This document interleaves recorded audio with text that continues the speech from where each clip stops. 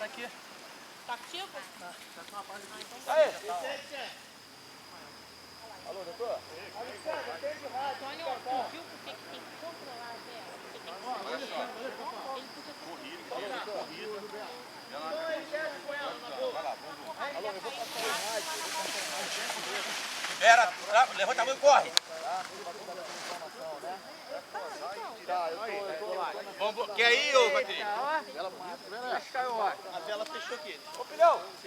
Aí, traz esse rádio aqui pro Fábio, aí, por favor. Você levanta a direita, puxa a esquerda. Vai fazer pra mim, filhão, que eu tô conectado. Se ele faz sem ninguém agora não, mano. Só pra entregar o rádio a ele. Descer, corre. O médico tá na linha. Quem pediu? Galera lá. Que galera? Ô, Tio, vamos descer comigo, você. Vou descer, eu descer. Vem, ô El. Vem, Patrícia.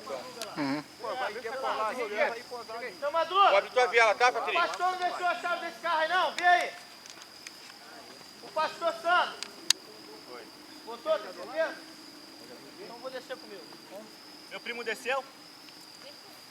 Já desceu já? Já, olha lá embaixo, o branquinho. Aonde?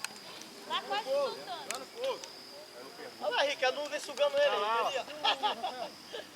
Não já tá voando, olha lá. Aê, ô Rick.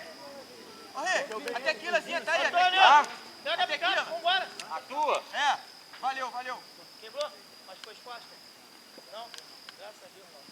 Pode pegar, ver se o Madruga tem uma madeira ali, bota aí na madeira e traz aqui pra cima.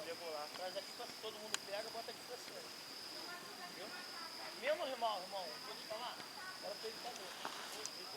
Ele explode, cara. Tu imagina você vir de lá pra cá e bater aqui, ó. E cara, então o que aconteceu com ele? O cara porque ele não travou na hora, né? Não viu? Ele travou nada. Tá não. Não tá, foi onde você botar nela?